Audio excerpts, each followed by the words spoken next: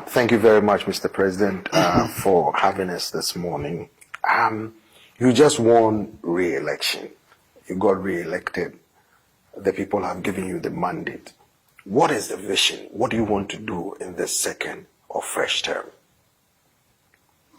Well, last time we worked on human capital development as the flagship program of our government. We got disrupted right from the onset with the advent of COVID and, of course, the many shocks that we've had, exogenous shocks that have affected our economy and every other thing within the country. So what we want to do, or what I want to do for the second term, is to consolidate the gains of the past 5 years, but also my program for the second term is going to be informed by most of the challenges we've had to go through as a result of COVID-19, as a result of the crises, multiple crises that have shaped definitely the way we should do business. We had adopted a policy of radical inclusion. Radical inclusion means every child must have the means to go to school. We have removed all barriers, we have made provision, and we are catering to the needs of all the kids in Sierra Leone, so that everybody, wherever you are, whoever you are, whatever your gender is, your political inclination, you have the means to go to school. And that is beginning to pay very, very well. The dividends are good and coming much earlier than I particularly expected. But what do you say to opposition groups who are saying that the 30% budget for education is not sustainable and that the dividend that it's getting is not what is expected, and that perhaps it needs a review, a new strategy to involve more people in order to create the enabling environment for human capital development? They said they could do a better job than you are doing. Your response to that? Well, we are using 22% of national budget and budgetary allocation to support our education program.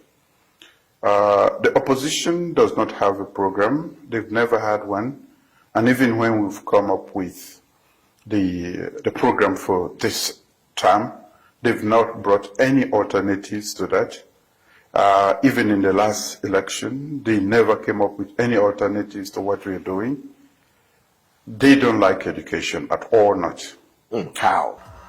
Because it keeps people ignorant, and they survive more in ignorance because they prefer to lie to people.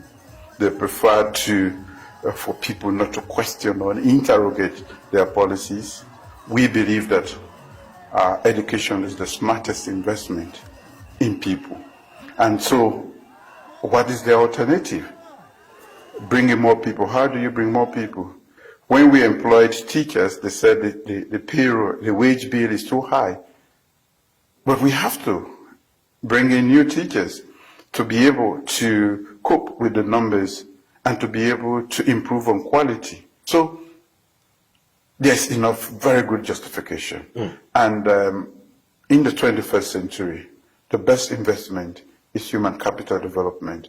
And they don't believe in that at all, not because they survive better in chaos and in ignorance. Ignorance is more expensive than education, so we prefer to invest on education. You just won election. The opposition has boycotted all form of governance. They don't even want to go to parliament. They said there has to be a dialogue to resolve their concerns because they said the elections were rigged. They are calling on the Electoral Commission to release results, but they said they are disputing your victory. Now, as somebody who was declared the winner of the just recent elections, what is your response to their criticisms that no, the elections were rigged, to make sure that you retain or come back to power? You have been sworn in as the president of Sierra Leone, but they are still disputing your victory. Your response to that? The authority mandated by our Constitution is the National Electoral Commission that declares the election victory. That has always been the case. And they are asking for a different thing today. They believe that the international community should come and declare who has won the election. The election was conducted in a free, fair, and transparent manner. But elections everywhere have never been without disputes. These are highly contentious issues everywhere in the world, including in the United States here. So if we have any problem, we all know that the courts are the best place to go.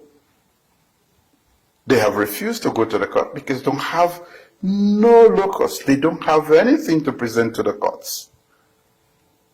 Why are they going elsewhere and talking? Go to the courts. That was what I did when they said I lost the election. They rigged the 2012 election. Counting was still ongoing when they declared the election. And when we asked them, they said, go to the police. We have not rigged the election. It was declared. I was declared the winner.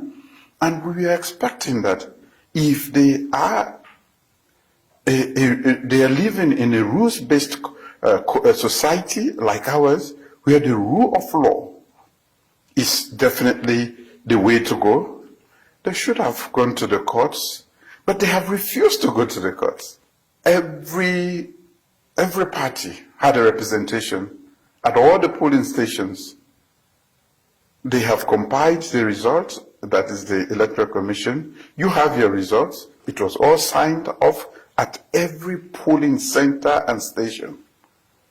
So what you are asking for, you have already. But because you know it cannot stand in the court, it's not so, how do they call it, admissible in a court of law, it's not even there. That's why they are refusing to go to court. They would rather prefer to create chaos. They have already informed their supporters that there is going to be an election, another election. Going back to the previous point which I made, they prefer to keep them ignorant so that they can fool them all the time. But you cannot fool all the people all the time. So our own people do understand what is happening. And I know that I worked very hard on this election. Well before the election, all the polls were in support of my victory, at least for nothing less than 60%. I have accepted, if that is what the ECSL says, the 56%. Before, we all knew, even they themselves admitted that they had no chance. They did not campaign in the first place. They did not have regalia to go out. They did not have a plan. They did not have a message. They never went out. How do you win election? By rigging, which they tried to do quite a lot and lost. And that is why they are doing this. In a democracy, we have freedom of association, freedom of speech. Parliament is open. They have a right for those who have won to go to parliament. You talk about freedom of speech. Some of the criticisms they've leveled against you is that last year there was a protest that your government said was or appeared to be a calculated attempt to overthrow your government. They said you are using that as a pretext to clamp down on their free speech, their assembly, and they attempted to organize a protest recently, and that you send out the ability to intimidate them, threatening to arrest them. How do you respond to these criticisms, Mr. President? The opposition? Yes. The opposition said they had nothing to do with the protests. They did not want to be, their name to be called in that protest.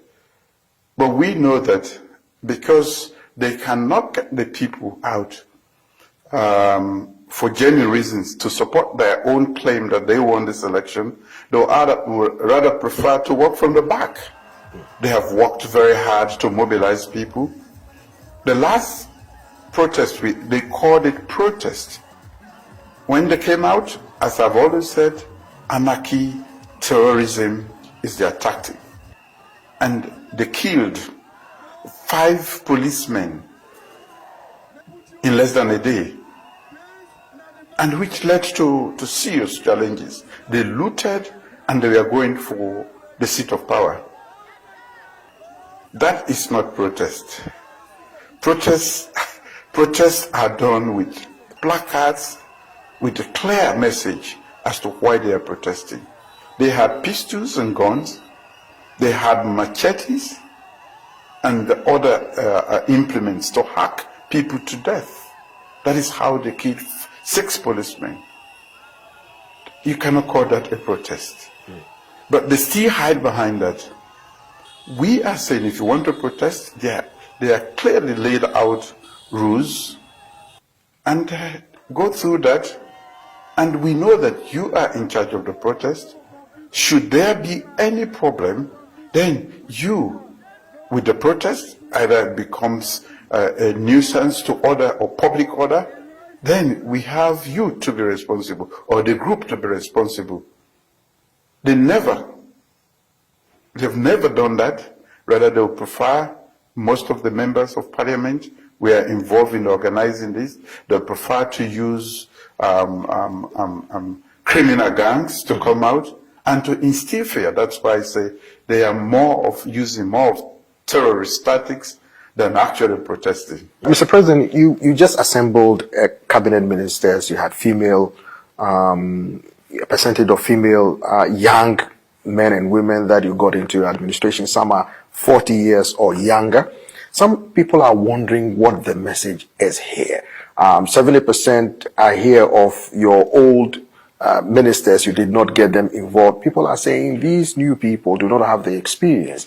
They might not be able to handle the issues that Sierra Leoneans face in order to address their challenging problems, including high inflation and all that. Mr. President, with this new government, people have concerns that these new people you've assembled might not necessarily be able to carry the task. How do you address this concern, Mr. President? I think it's wrong to think that when people are young, they don't know their whereabouts in society and cannot solve national or international problems or issues. We have a young population in the first place. Close to 70% of our population are young people. When they are responsible, when they are educated and exposed, I think we should give them the opportunity. They have said to us, that which is about us should involve us. If we are running a country, in most of Africa we have a youth bulge, meaning that we have more young people who are out there. I think they are better consulted and involved in the laws and everything that we do about governance when they are involved in that. They are better. We are better as a nation when we get them involved in their own, in the activities that affect them. At the United Nations Security Council, we are asking for reforms. The whole of Africa, that we should be represented to discuss, because most of the 70% of the issues that go to the United Nations Security Council are about Africa. And that's why we have the common African position that we should be involved in this body. We should be represented so that we can have a say in what is said about us or the decisions that are made about us. The youth are saying the same thing. I am hearing that. And that is why I believe that the young people should be represented.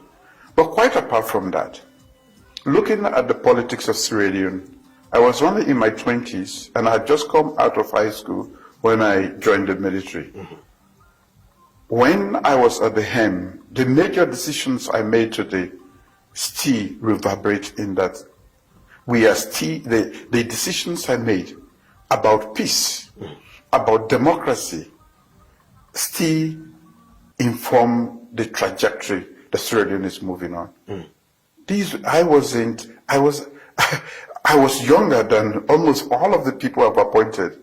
I was not as educated as they are. And yet, the patriotism in me made me take decisions. I said there will be peace, and they said it's not possible. I was going to engage the rebel leader. They said he's nowhere to be seen, and it was there were so many stories about. I went in to the bush and I got him. And today we are a peaceful nation. I said there will be peace, and there was peace. And I said there will be democracy. Nearly after 40 years, I conducted the first democratically elected election in nearly 30 years. I was still in my late 20s. So, to say that young people do not make smart decisions or cannot make decisions that positively impact, I don't hold that to be true. I am a testament to that. Thank you very much, Mr. President. Thank you. Thank you. Thank you.